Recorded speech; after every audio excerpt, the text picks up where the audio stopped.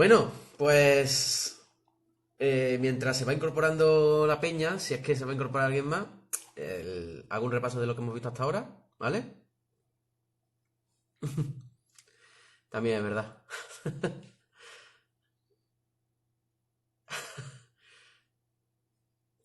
Ay. Bueno, tú sí, pero no digas qué cara tiene, anda. Bueno, seguimos con la dictadura de Miguel Primo de Rivera. El otro día con el tema de la dictadura de Primo de Rivera y el otro día estuve haciendo estuve explicando los antecedentes, lo que ocurre entre el desastre del 98 y 1923 y la dictadura y el golpe de Estado de 1923 para entender cuáles son las excusas y por qué Primo de Rivera en septiembre del 23, perdón, da un golpe de Estado y comienza este periodo dictatorial de nuestra historia. Dije que el desastre del 98 trajo como consecuencia un desgaste político, una pequeña crisis económica y una crisis moral, social y sobre todo moral, ¿vale?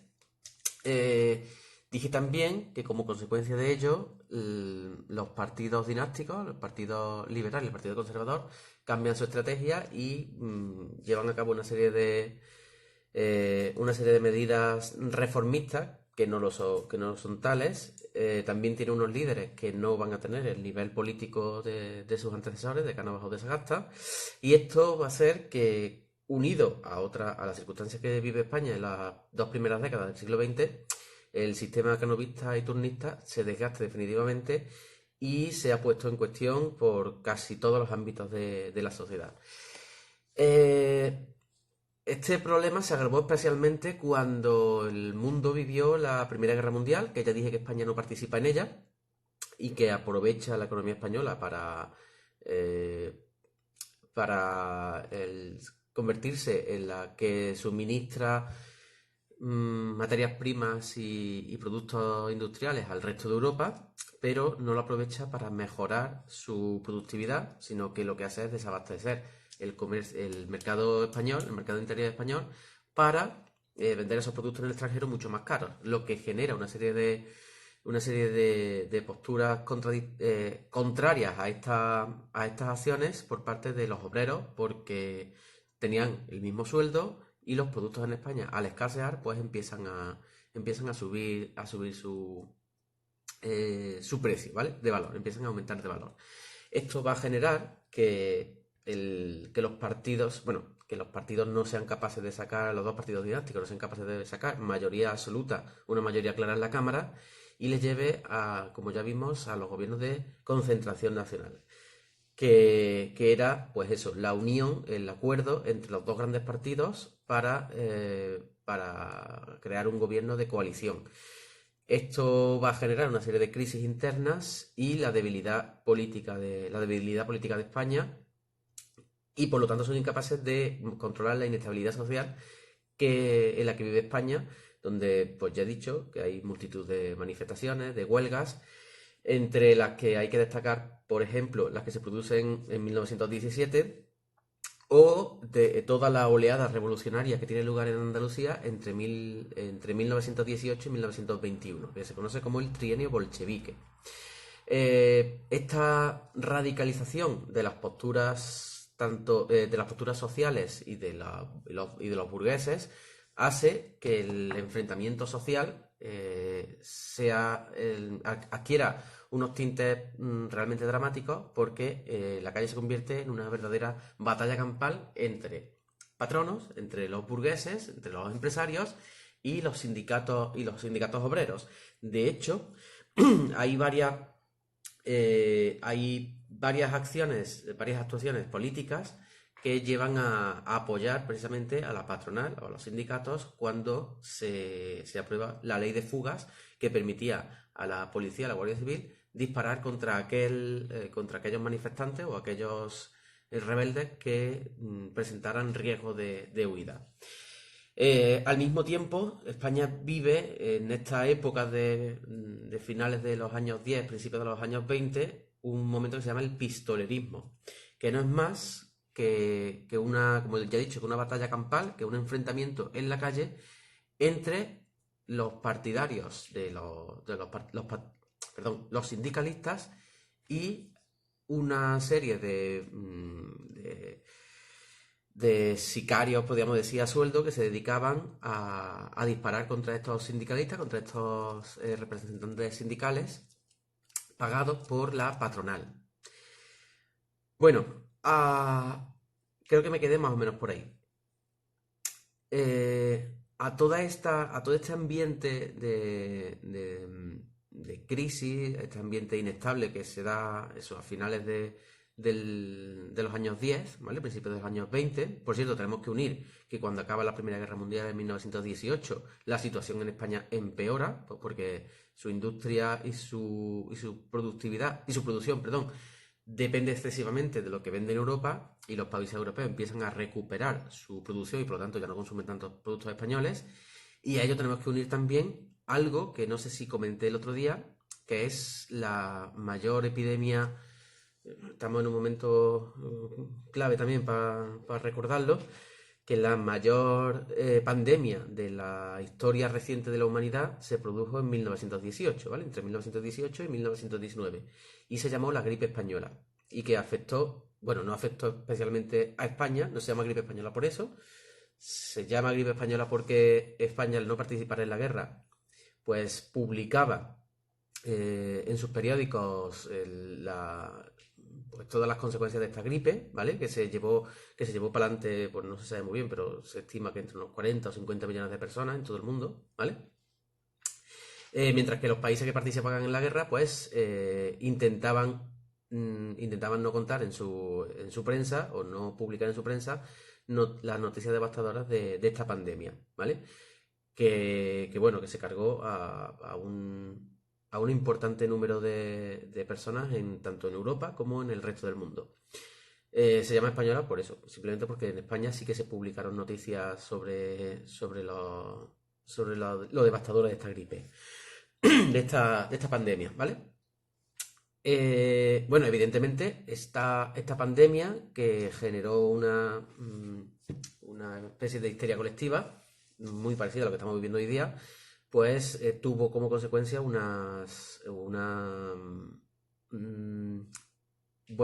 empeoramiento de la crisis que ya vivía España, la crisis económica que ya vivía España en ese momento. A todo eso tenemos que unir que el ejército seguía siendo, pues eso, el ejército seguía siendo incapaz de mantener, de demostrar su superioridad con respecto a otras pequeñas potencias o a otros pequeños estados, porque una de las formas que encontró el ejército para resarcirse de ese desastre del 98 fue la de empezar una campaña de búsqueda de nuevos territorios, ¿vale? De ampliación del Imperio Español, o de creación de un nuevo Imperio Español, mejor dicho, más que ampliación porque ya había desaparecido, de creación de un nuevo Imperio Español. La organización del ejército, además, era totalmente ineficaz. Durante la guerra del 98 se había promocionado excesivamente a una serie de oficiales, y el ejército tenía una cantidad enorme de oficiales, de generales, de comandantes, bueno, de capitanes no, pero tenía una oficialidad enorme con respecto al número de soldados. Es decir, tenía demasiados jefes para muy pocos soldados. A esto se llama macrocefalia, ¿vale? Es decir, macrocefalia, gran cabeza, es decir, que el ejército tiene una cabeza excesivamente grande y por lo tanto no era operativo. A esto tenemos que unir, como ya he dicho, que España empieza a conquistar, o intentar conquistar un nuevo imperio colonial, esta vez concentrado en África, ¿vale? ¿Y cuándo empieza esta historia del imperio colonial? Pues empieza como consecuencia de la conferencia de Algeciras, un enfrentamiento que hay entre Alemania y Francia por el control de Marruecos, que se soluciona en 1906 en la conferencia de Algeciras, y que tiene como consecuencia que España que España va a controlar el norte de Marruecos, la región llamada como Rift, ¿vale?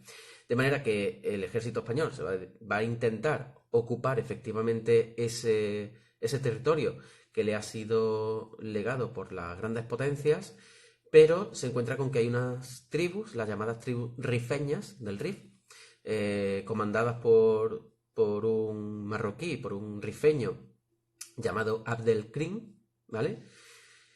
Que van a derrotar y van a poner de manifiesto la incapacidad del ejército español. Lo van a derrotar en varias ocasiones, por ejemplo, hubo una derrota más o menos grave 3 años después de eso. Lo que no viene en el tema es lo de la pandemia del 98, del 18, lo de la gripe española. Pero esto de del CRIM sí que viene. De hecho, es una de las consecuencias inmediatas del golpe de Estado, ¿vale? Porque es el desastre de anual y todo esto que voy a hablar ahora de él, ¿vale? Pero lo de la conferencia de Algeciras, Adelcrim y los rifeños y esto sí que viene en el tema, ¿vale? Lo que no viene, ya te he dicho, es la gripe española de 1818, de 1918, perdón. Pasa que me parece interesante también referirla como un dato más que acrecienta, que agrava la crisis que ya vivía España en ese momento, ¿vale? Bueno, pues decía que la incapacidad, eso es, viene antes de empezar a hablar de la dictadura propiamente dicha, porque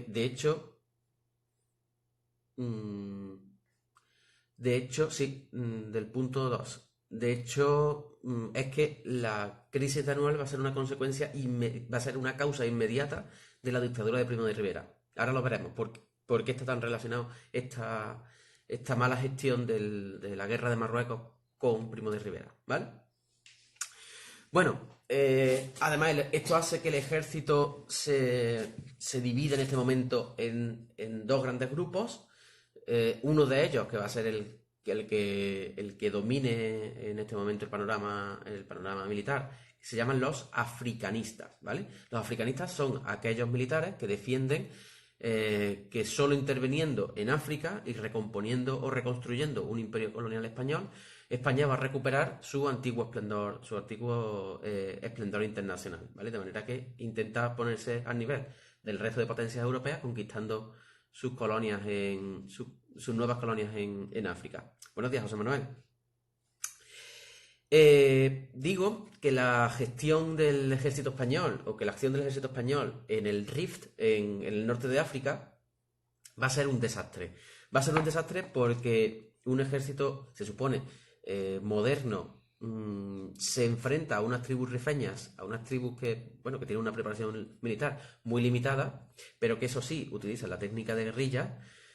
Es derrotado en algunas batallas, algunas veces de forma pasmosa. La primera gran derrota, buenos días, Diego, la primera gran derrota que sufre el ejército español es la derrota del Barranco del Lobo. Pero si tenemos que hablar de una batalla que pierde el ejército español en el Rif y que va a desembocar realmente en una crisis, en una auténtica crisis del ejército, y no solo del ejército, sino una crisis política, y por lo tanto va a acabar con la intervención de Primo de Rivera, es el llamado desastre de Anual, ¿vale? En 1921. Esta batalla supone un enfrentamiento entre los rifeños de Abdelkrim y Abdelkrim, creo que viene escrito en el tema, es Abd el-Krim con K de kilo, ¿vale? Los rifeños de Abdelkrim, que le imponen una derrota alucinante al ejército español. De hecho, mueren cerca de 13.000 soldados españoles, y el propio general que dirige esta campaña, el general Silvestre, muere en la misma batalla.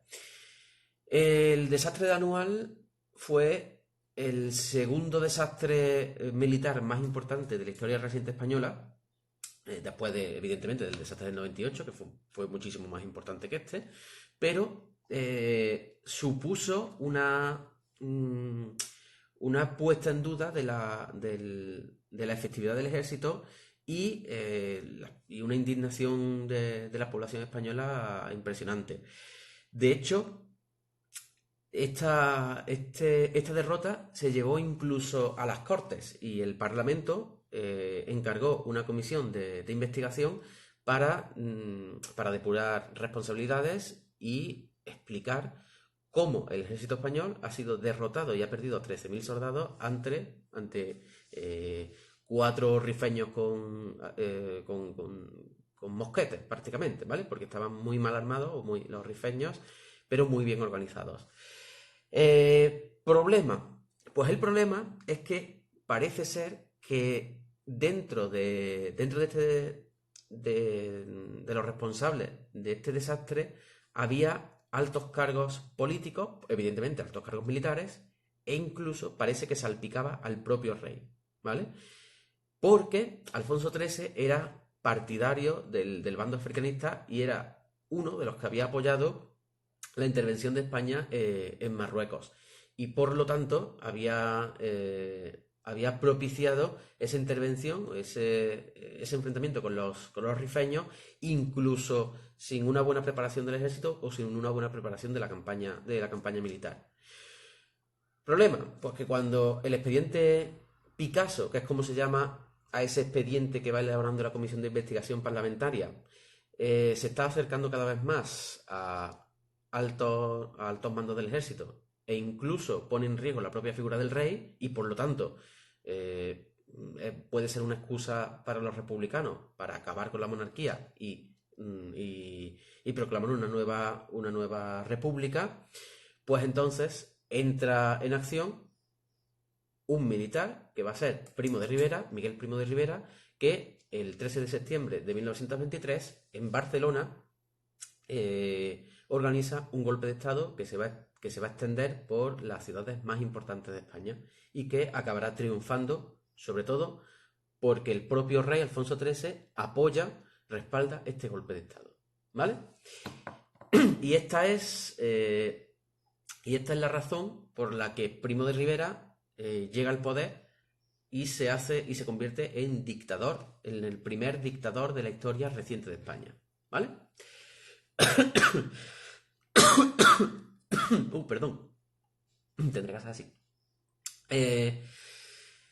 Bueno, pero intentar entender el golpe de Estado y la dictadura de Primo de Rivera simplemente con el desastre de Anual, pues sería algo muy simplista, porque Primo de Rivera no da un golpe de Estado simplemente para evitar que la figura del rey fuera puesto en entredicho una vez que se hiciera público el expediente Picasso, sino que la dictadura de Primo de Rivera se entiende como una consecución de acontecimientos.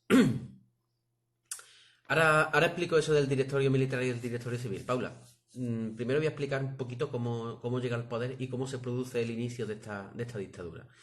Digo que entender o intentar explicar la dictadura de Primo de Rivera simplemente como la causa del desastre de Anual es algo muy simplista. En realidad, Primo de Rivera lo que llega a poner fin es a esta crisis que viene arrastrando España desde el 98, a esta crisis política, y quiere poner, o por lo menos se dice en su manifiesto inicial, quiere poner fin a la corrupción política, al caciquismo, a la decadencia moral de España, a la decadencia militar. Es decir, Primo de Rivera se autoproclama él mismo ese cirujano de hierro del que hablaba Joaquín Costa en su movimiento regeneracionista. Es decir, Primo de Rivera se veía a sí mismo como el salvador de la patria, como lo iban a ser después otros militares, como ya tendréis algunos en mente. Salvador de la patria, que iba a llevar a cabo esas reformas y esas medidas que ningún político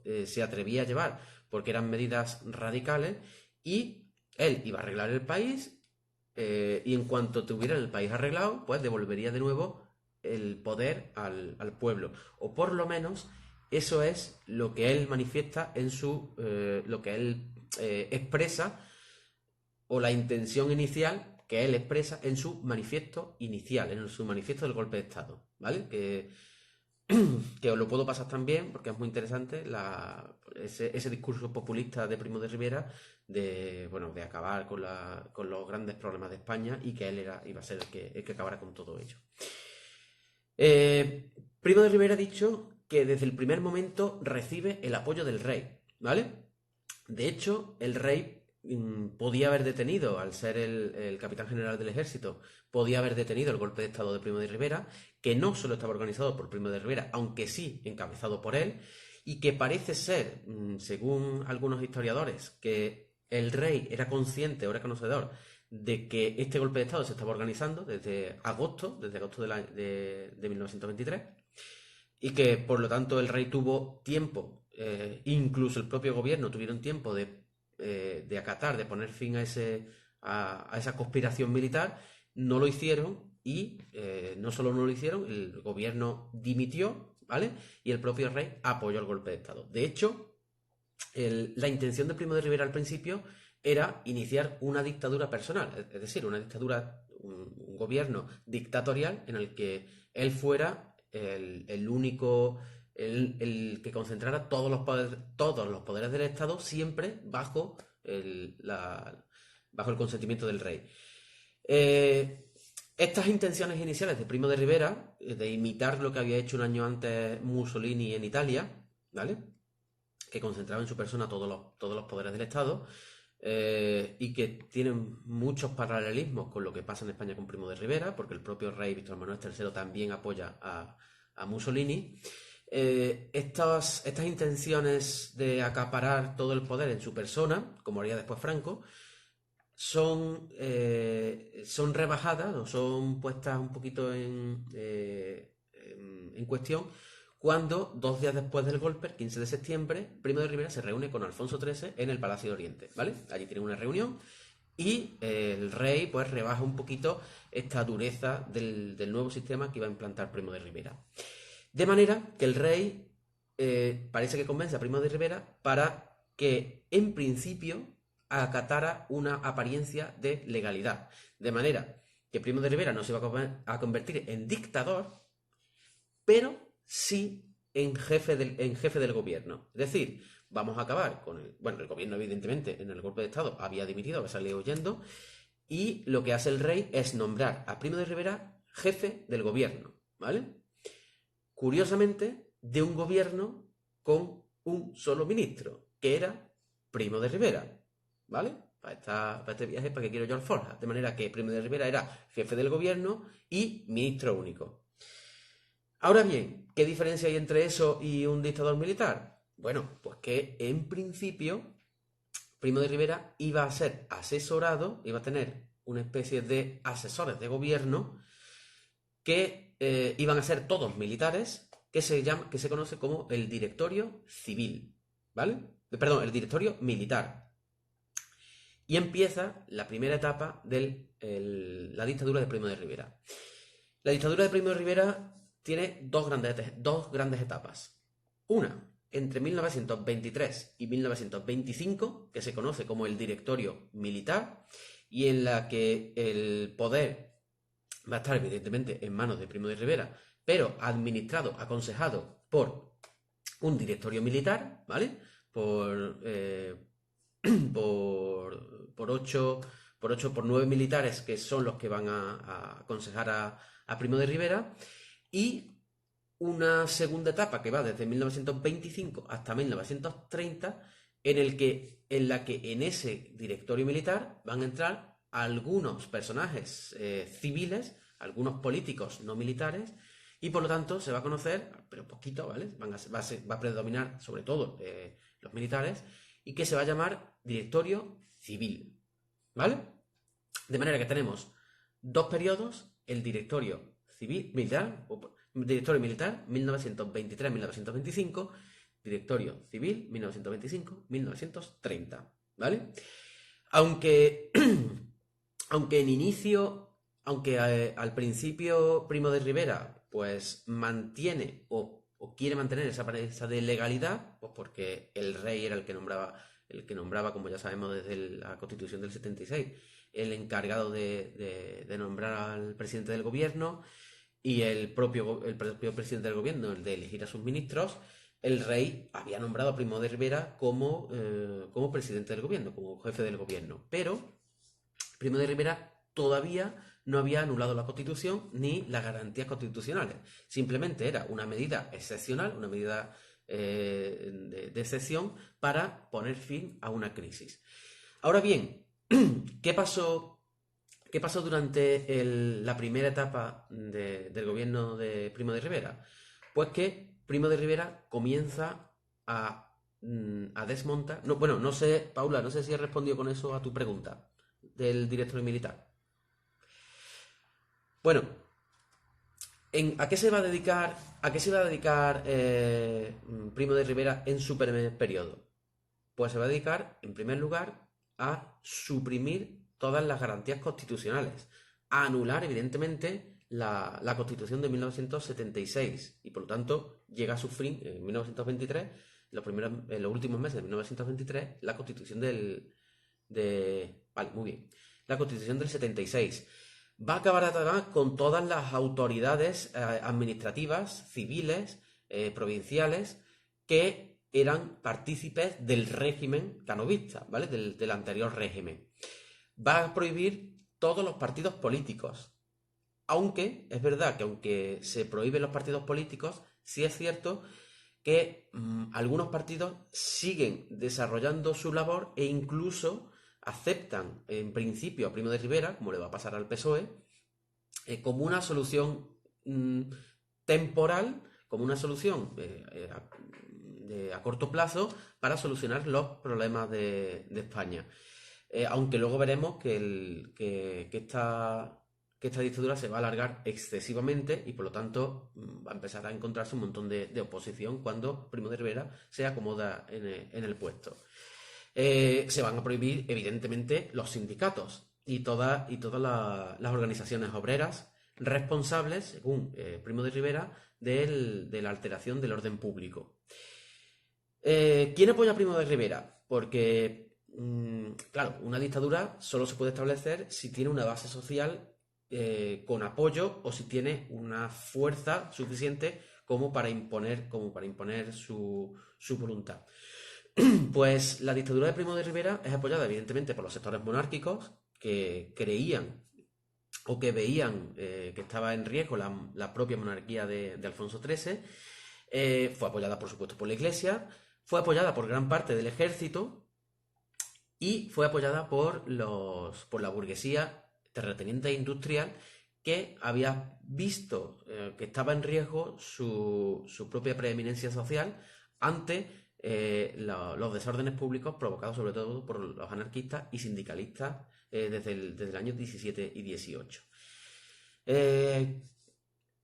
¿Qué hace Primo de Rivera una vez que ha acabado o una vez que le ha puesto límite a todas estas organizaciones que en principio, según Primo de Rivera o según los monárquicos, ponían en riesgo el Estado español? Pues he acabado con las autoridades civiles, he acabado con los sindicatos, con los partidos políticos y ahora, evidentemente, todo eso acompañado de una fuerte acción militar, ¿vale? Porque los sindicatos se van a oponer, por supuesto, y van a seguir intentando manifestarse, aunque ahora sí tenemos una fuerte represión policial y militar. Lo que hace Primo de Rivera es establecer un nuevo orden social y político y administrativo, de manera que va a controlar los ayuntamientos y las provincias a través de unos nuevos instrumentos como son los estatutos municipales, que son una serie de ordenanzas municipales a las que se le concedía a los municipios bastante autonomía, ¿vale? De hecho, se acaba con los ayuntamientos y pone en su lugar a una cosa que se llaman juntas de vocales, ¿vale? Es decir, sustituye a los ayuntamientos por las juntas de vocales que no son más que los caciques del antiguo sistema organizados en una junta y elegidos además por el gobernador civil de esa provincia que había sido elegido por el gobierno de Primo de Rivera, ¿vale? Os lo digo al contrario. El gobierno de Primo de Rivera establece unos gobernadores provinciales que son los que se van a encargar de elegir las juntas vocales, que son las que se van a encargar de organizar la vida en el municipio, ¿vale? A través de un estatuto municipal y un estatuto provincial. Estas juntas vocales van a tener, como ya he dicho, van a tener bastante autonomía y recursos económicos que le cede el propio gobierno y esto tiene una cosa positiva, y es que los propios ayuntamientos van a tener dinero para gastar en lo que los ayuntamientos consideran necesario para el desarrollo de su municipio. Perdón, ayuntamientos, no existen ayuntamientos, juntas vocales, ¿vale? Las juntas de vocales van a tener dinero suficiente o bastante dinero para invertir en mejoras de infraestructuras o mejoras de esos municipios, y empiezan a construirse, por ejemplo, colegios, se empiezan a mejorar las calles, las carreteras, o se empieza a construir alcantarillado o redes eléctricas y telefónicas y de este tipo, ¿vale? Por supuesto, se va a acabar con el sufragio, todos los elementos administrativos, todos los aspectos administrativos van a ser designados por el gobierno, y todos los organismos de control de la sociedad van a ser designados por el propio gobierno de Primo de Rivera. Otro de los aspectos importantes de la vida política de este periodo de esta dictadura de Primo de Rivera, y que va a dedicar especial atención a Primo de Rivera, pues porque era un militar, era acabar precisamente con el Marruecos, con la guerra de Marruecos. La guerra de Marruecos, como ya he dicho, empieza en 1906, cuando la comunidad internacional le cede a España el control del norte de Marruecos, del norte de Marruecos, llamado el Rift, ¿vale? Para resarcirse de aquella derrota de Anual, y para demostrar al pueblo español y demostrarse a sí mismos la superioridad de España con respecto a Marruecos, y un poquito lavar la cara del ejército, pues Primo de Rivera va a empezar a organizar la revancha para controlar definitivamente a las tribus rifeñas. Como anteriormente en solitario no había conseguido ponerle cerco y poner fin a estas revueltas del norte de Marruecos, España acuerda junto con Francia una operación militar en 1925. ¿Y por qué Francia? Pues porque en esa conferencia de Algeciras de 1906 a España se le había concedido la explotación o el control del norte de Marruecos, pero el resto de Marruecos había quedado en manos de Francia, ¿vale? De manera que hay una operación franco-española o hispano-franca para someter a esas tribus rifeñas que también estaban dificultando la vida política en la Marruecos francesa. Esta operación militar se conoce como el desembarco de Alhucemas, y fue una operación que triunfó, sobre todo por el apoyo francés, y que va a ser el inicio del fin de Adelcrim, ¿vale? El inicio del fin de las tribus, de la revuelta de las tribus rifeñas. De hecho, a partir de la derrota de Alhucemas, del desembarco de Alhucemas, se van a ir sucediendo una serie de derrotas tras otras sobre las tribus rifeñas y la imposición de los españoles en el Rif y el dominio del Rif. De hecho, el propio Adelcrim, el propio líder rifeño, acaba entregándose al gobierno francés, nunca al español, que los españoles le hubieran cortado el pescuezo porque le tenían muchas ganas. Se acaba entregando y rindiéndose al ejército francés, y en 1927, 2 años después de haber iniciado esa contraofensiva española, España controla eficientemente el norte de África, ¿vale? Controla eficientemente el Rif, ¿vale? 21 años después de que hubiera empezado esa guerra de Marruecos. Bueno, hemos hablado del ámbito social, de cómo controla el ámbito social, de cómo controla la administración, de cómo controla el ejército. A partir de 1925, una vez que más o menos ha controlado la sociedad española y ha controlado el gobierno, y que en principio para algunos algunos iban a pensar que Primo de Rivera iba a entregar de nuevo el poder e iba a devolver el constitucionalismo, iba a devolver la normalidad democrática. Primo de Rivera no hace eso, sino que lo que hace es que se refuerza en el poder y justifica este refuerzo con que todavía no ha pacificado ni ha controlado el problema español. De manera que para salvar un poquito las formas, pues lo que hace es que incluye dentro de su gabinete, dentro de este directorio militar, como ya he dicho, a partir de 1925, incluye a personajes civiles, a personajes de la vida política, que le van a dar, pues, pues van a suavizar este aspecto militarista de la dictadura. Y además de eso, a partir de 1925 empieza a tomar una serie de medidas copiadas del sistema fascista, copiadas de lo que había hecho Mussolini, en la Italia fascista, para empezar a crear un nuevo sistema de control de la política española. De manera que en 1926 lo que hace es crear una Asamblea Nacional Consultiva, ¿vale? Que no es más que coger el modelo del Gran Consejo fascista italiano y ponerlo en España. Esta Asamblea Nacional Consultiva, que sería como el equivalente de la dictadura a las Cortes o al Parlamento, estaba formada por miembros elegidos a dedo por el propio sistema, por el propio dictador o por el propio directorio, entre los personajes más importantes del ámbito político y social, ¿vale? Para intentar darle también un apoyo, o para intentar lograr un apoyo social mucho más amplio, porque, como podéis imaginar, gran parte de los obreros, de los campesinos y de las clases bajas, pues se rebela contra el régimen de Primo de Rivera, sobre todo por lo que tiene de represión. Para intentar acaparar esta base social, Primo de Rivera crea también en esta segunda etapa un partido único, además sin ningún tipo de programa político, que lo único que quería era aglutinar en él a todas las bases de la sociedad. A este partido lo llaman la Unión Patriótica, ¿vale?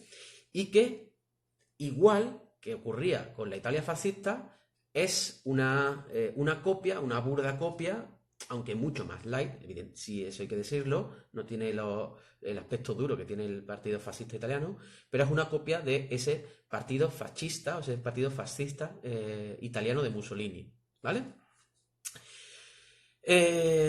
Para controlar la situación social, para poner un poquito, o para poner un poquito de orden social, retoma una institución medieval catalana, que era el somatén, ¿vale? Que no son más que catalanes, ciudadanos adeptos al régimen, partidarios del régimen, armados y con cierta autoridad para disolver a las masas, ¿vale? De manera que con ello intenta controlar por lo menos la sociedad catalana, que curiosamente era el lugar donde era la región, junto con Andalucía, donde más altercados había. En Cataluña había una importante labor del sindicalismo obrero, y en Andalucía había una importante presencia del anarcosindicalismo, ¿vale? Los anarquistas en el campo, ya conté el otro día, los de la mano negra, adquieren una verdadera importancia en Andalucía. De manera que son los dos puntos calientes en cuanto a desórdenes sociales, y por lo tanto allí es donde más hincapié se hace para controlar estos altercados. Ya he dicho, el somatén en Cataluña, y en Andalucía principalmente con la Guardia Civil. En Cataluña no solo existía el problema de las manifestaciones obreras y del sindicalismo obrero, sino que tenemos, ya lo hemos visto desde finales del siglo XIX, y ha ido adquiriendo cada vez más importancia, tenemos la acción del catalanismo, del nacionalismo catalán, ¿vale? Este nacionalismo catalán se resuelve de la siguiente manera: acabando con la mancomunidad de Cataluña, disolviendo la mancomunidad y prohibiéndola, la Mancomunidad de Cataluña, prohibiendo el uso del catalán y prohibiendo el himno de Cataluña, el de los segadors y la señera, ¿vale? Lo que hace esto es que el catalanismo pase a un plano de clandestinidad y empiece a organizar una serie de conspiraciones para acabar con el régimen o para devolver esa pequeña autonomía que ya tenía Cataluña, ¿vale? Bueno, esto en cuanto al aspecto político y social en la dictadura. Ya hemos visto que Primo de Rivera lo que hace es intentar controlar o intentar poner solución a todos los problemas que tenía España en los años 20. Parece ser que la idea inicial de Primo de Rivera era, pues eso, una dictadura a corto plazo, una cortoplacista, una dictadura corta. Y una vez que se solucionaran estos problemas, principalmente el problema militar y el problema de la corrupción, devolver de nuevo el poder al pueblo y restaurar el sistema constitucional. Eso no ocurrió, sino que la dictadura se alargó excesivamente. Este intento que hizo, o esta reorganización del sistema político y social de Primo de Rivera, pues en realidad no fue tal, porque lo que hizo fue, Primo de Rivera habla en su manifiesto inicial de acabar con el caciquismo y no acaba con el caciquismo. Lo que hace es quitar a los antiguos caciques y poner a otros, ¿vale? No pone fin al problema del campo, al problema de la reforma agraria que ya venía demandando la sociedad española desde el siglo XIX. Evidentemente no pone fin al problema catalanista, porque lo único que hace es reprimirlo y pasar el catalanismo a la clandestinidad y sobre todo a la lucha desde el extranjero. Se organizan en el extranjero, sobre todo en Cataluña, pues ya veremos. Pero si hay algo a lo que Primo de Rivera, o si hay varios aspectos a lo que Primo de Rivera consigue poner fin, que es a la crisis del ejército, como ya he dicho, a partir del desembarco de Lucemas, y sobre todo a la crisis económica. Y va a ser en este aspecto en el que realmente destaque la dictadura de Primo de Rivera, en el aspecto económico. Y va a ser en lo económico en lo que mejor parado va a salir Primo de Rivera, al menos hasta 1929, y ya veremos por qué. En el aspecto económico, la dictadura de Primo de Rivera se caracteriza pues, por la bonanza económica de España, que no es solo un mérito de Primo de Rivera, sino que en realidad es una coyuntura internacional económica de bonanza, ¿vale? No sé si os acordáis de cuarto de la ESO cuando visteis los felices años 20. Después de la crisis posbélica que sigue a la Primera Guerra Mundial, a partir del año 24, más o menos, 22, 24, depende de los países, en Estados Unidos a partir del año 21, 22 y en el resto de Europa a partir del año 24, 25, va a haber una recuperación económica bastante buena y un crecimiento económico internacional, a lo que se llama los felices años 20. Bueno, pues Primo de Rivera tuvo la suerte de beneficiarse de esa coyuntura de crecimiento económico internacional y supo aprovecharla en cierto modo, aunque ya veremos que su política económica también tendrá consecuencias en el futuro. ¿Cómo hace Primo de Rivera para mejorar o para ser más eficiente la economía española?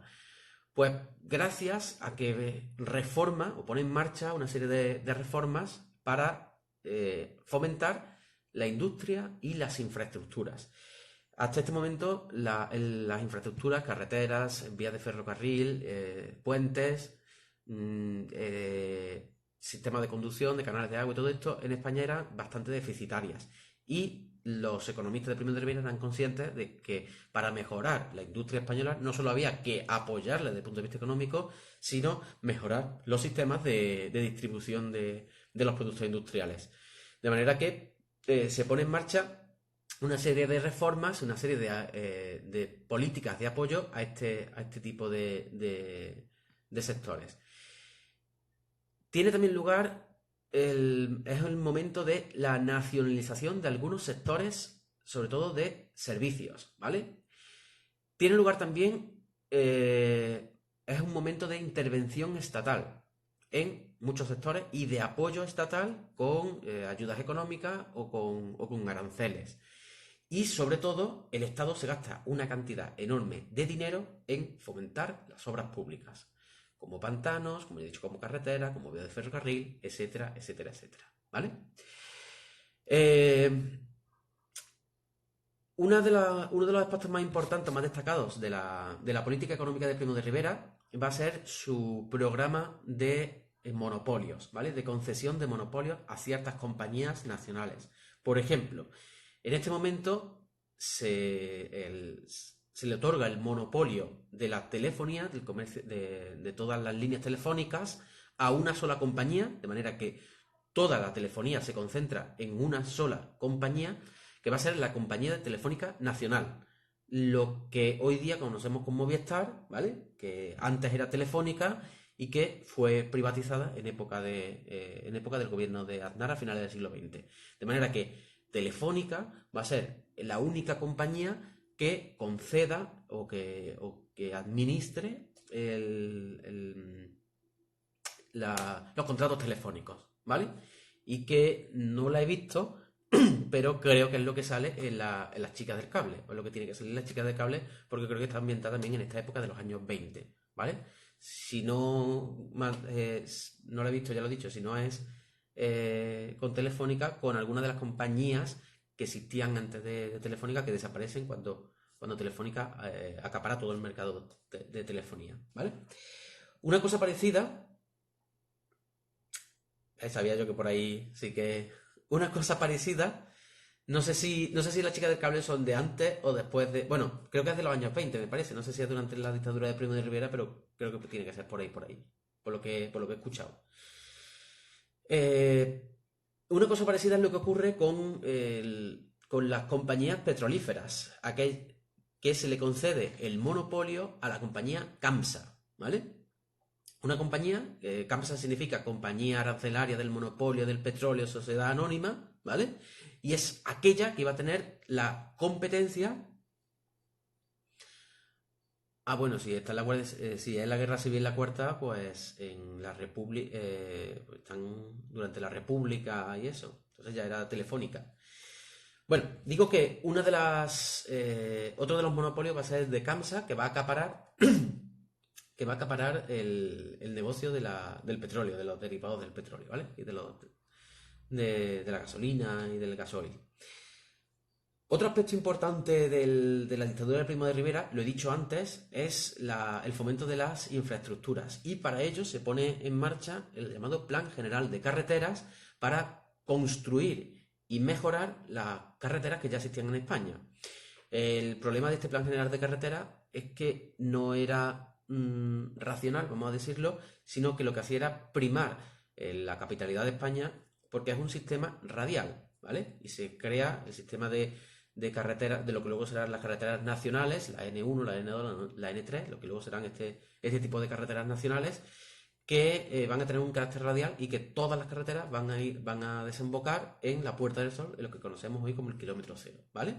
Y también se construye en este fomento de las obras públicas, se construyen, como ya he dicho, una cantidad enorme de embalses, de canales de riego, de líneas de telefonía, de líneas eléctricas, con lo que se moderniza el país. También se fomenta desde el Estado, a través del apoyo económico, la industria automovilística, se fomenta también la industria aérea, de hecho empieza la industria aérea en este momento en España, y además comienza la promoción turística española y comienza a venderse España como un destino turístico internacional, porque en los años 20 los movimientos turísticos empiezan a destacar como una nueva fuente de ingresos para los países. Y la dictadura de Primo de Rivera, para ofrecer una imagen de modernidad al extranjero, organiza dos grandes exposiciones casi al final de la misma dictadura. Una gran exposición, la Gran Exposición Internacional de Barcelona, de 1929, la Expo de Barcelona del 29, y si conocéis Barcelona, pues pues todo lo que hay en torno al Palacio Nacional y la Plaza de España y todo eso es de esa época, ¿vale? Es de esa gran exposición internacional. Y otra exposición que se organiza en Sevilla, también en 1929, que es la exposición iberoamericana. Que se ha visto en Sevilla, pues en la Plaza de España y todos los pabellones que hay de ese momento y todo lo que se organiza en torno al Parque de María Cristina, pues de María Luisa, perdón, pues la exposición universal de Sevilla, que ofrecen a la comunidad internacional una imagen modernizada de España, y además van a atraer a partir de ese momento a muchos turistas para visitar a España, ¿vale? En el aspecto de la agricultura, en el mundo agrario, la dictadura no hace o no lleva a cabo algo que se hacía necesario para mejorar la productividad agraria, que era, como ya hemos hablado en temas anteriores, la esperada reforma agraria. No solo no se hace la reforma agraria, sino que se fomenta sino que se ayuda, se fomenta a estos propietarios, a estos terratenientes que se habían beneficiado de las desamortizaciones en el siglo XIX. ¿Y por qué no se lleva a cabo esta reforma agraria? Esta reforma de la propiedad. Pues porque precisamente uno de los grandes apoyos del régimen va a ser estos potentados, estos terratenientes agrarios que van a ser uno de los grandes apoyos de Primo de Rivera. Eso sí, lo que se fomenta va a ser la construcción de canales de riego y la constitución de las llamadas conferencias hidrográficas para mejorar, para administrar mejor los recursos hídricos de España y pues, fomentar el riego del campo español.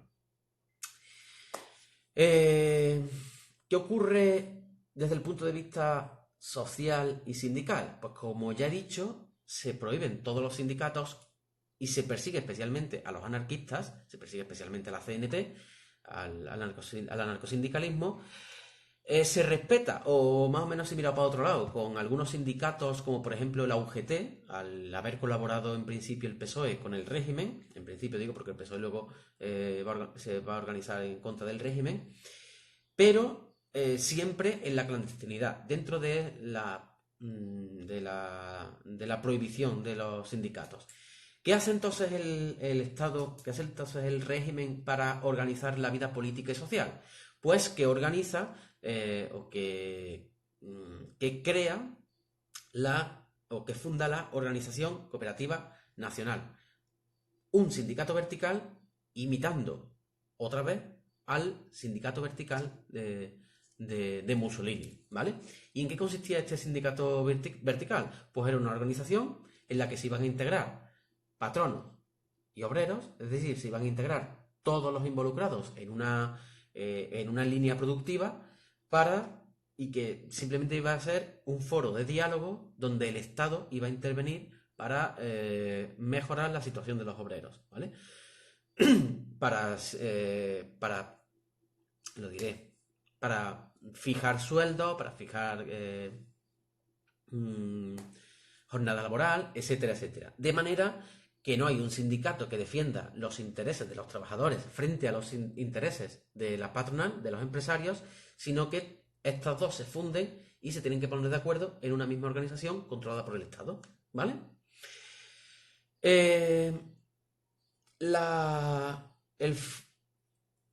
¿Cómo lo digo? El esplendor económico o el fomento económico de la dictadura de Primo de Rivera hace pues, que la gente empiece a tener más recursos económicos, empiece a tener un poquito más de dinero, la situación social se relaja un poco, porque, bueno, al ir más o menos bien la economía, pues la gente tiene cierta estabilidad y entonces empiezan a difundirse las actividades recreativas, como por ejemplo el fútbol.